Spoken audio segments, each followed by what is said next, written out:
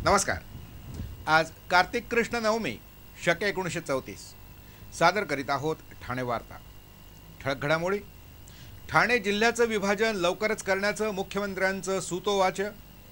Bank of महाराष्ट्राच्या कल्याणमधील खडकपाडा शाखेला आग आणि ठाण्यातील कलाकारांना संधी मिळावी यासाठी कलाकारांनी स्थापन केली संस्था। या आणि इतर घडामोडी विस्तृतपणे पण काही क्षणातच। ठाणे जिल्हा विभाजनाबाबत सहयोगी पक्षांबरोबर चर्चा करून निर्णय घेण्यात येईल। येत्या काही दिवसात मंत्रिमंडळात या विभाजनाला मंजुरी मिळाल्यानंतर विधिमंडळात विभाजनाबाबत घोषणा केली जाईल, असे संकेत मुख्यमंत्री पृथ्वीराज चव्हाण यांनी बोईसर इथं बोलताना दिलेत। ठाणे जिल्ह्यातील काँग्रेस कार्यकर्त्यांच्या एका मेळाव्याचं आयोजन बोईसर इथं करण्यात आलं होतं। या मेळाव्यात मार्गदर्शन करताना त्यांनी हे संकेत दिलेत। ठाणे जिल्हा विभाजनाबाबत बरेच मतप्रवाहही आहेत।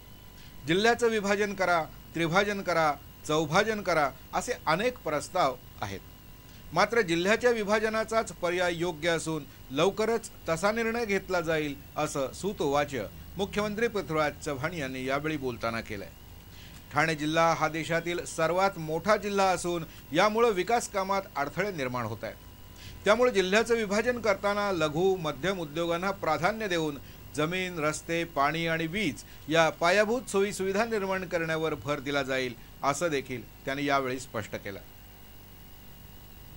ठाण्यातील कलाकारांनी एकत्र येऊन ठाणे आर्ट गिल्ड म्हणजे टॅग ही संस्था स्थापन केली आहे। मराठी चित्रपट, संगीत, नाटक, चित्रकला, शिल्पकला असे विविध क्षेत्रातले कलाकार ठाण्यात राहतात। या कलाकारांनी एकत्र येऊन ही संस्था स्थापन केली आहे।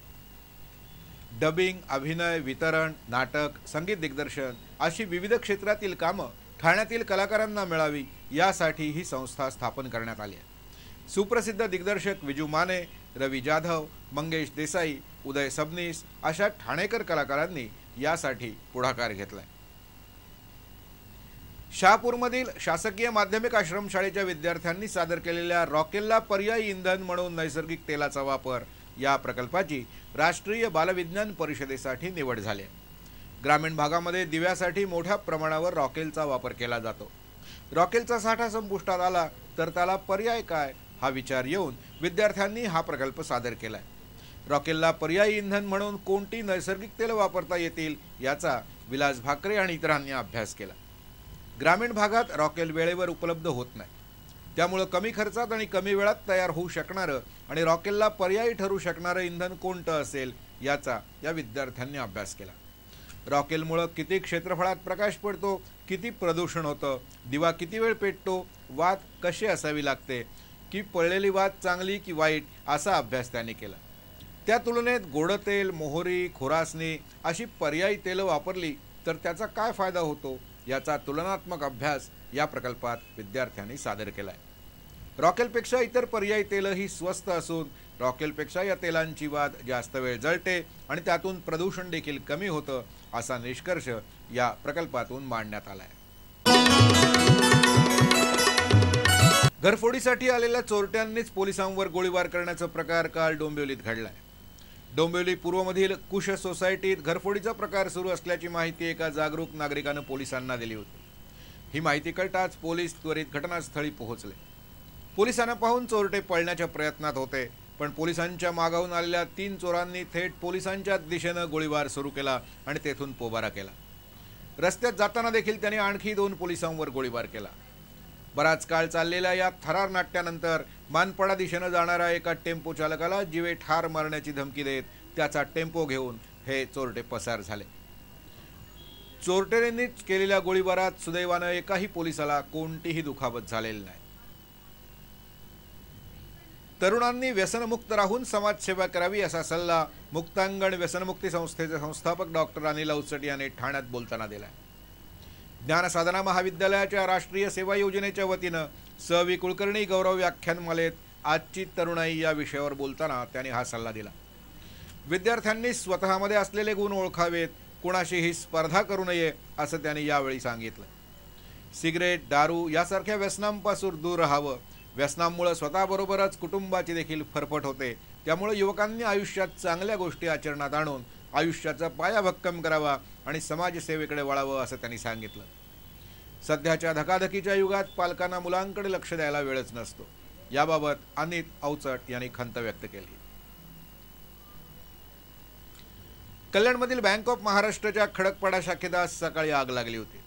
पण या भीषण आगीत कोणतीही जीवितहानी झाली नसली तरी बँकेचं मोठंच नुकसान झालंय. आज पहाटे 5च्या सुमाराला बँकेच्या खडकपाडा इथल्या शाखेत आग लागली. या आगीत बँकेतील फर्निचर जळून भस्मसात झालं. बँकेतील कॉम्प्युटर्स, टेबल, खुर्च्या अशा चीजवस्तू देखील जळून गेल्या. सुदैवानं ही आग बँकेच्या स्ट्रॉंग रूमपर्यंत पोहोचली नाही, त्यामुळे बँकेतील रोकड सुरक्षित राहिले. सकाळी 9च्या सुमाराला आग नियंत्रणात आणण्यात अग्निशमन दलाला यश आलं. ही आग नक्की कशाने लागली हे मात्र अद्याप समजू शकलेलं नाही. कोकण कला अकादमीतर्फे कोकण चषक आंतर महाविद्यालयीन एकांकिका स्पर्धेचं आयोजन करण्यात आलंय.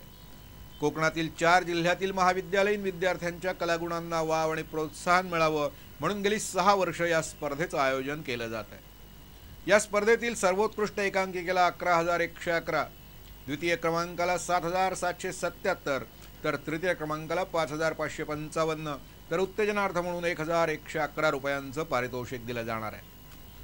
सर्वोत्कृष्ट अभिनय, पुरुष आणि महिला, दिग्दर्शन, संगीत, लेखन, नेपथ्य, प्रकाशयोजना यासाठी रोख पारितोषिकं दिली जाणार आहेत. या स्पर्धेसाठी प्रवेश अर्ज स्वीकारण्याची अंतिम तारीख 20 डिसेंबर ही असून स्पर्धेची अंतिम फेरी 3 जानेवारी रोजी होणार आहे. ठाणे वार्तासाठी कॅमेरामनची आवश्यकता आहे. इच्छुकांनी ठाणे वार्ता कार्यालयाशी स्वपरिचय पत्रासह त्वरित संपर्क साधावा.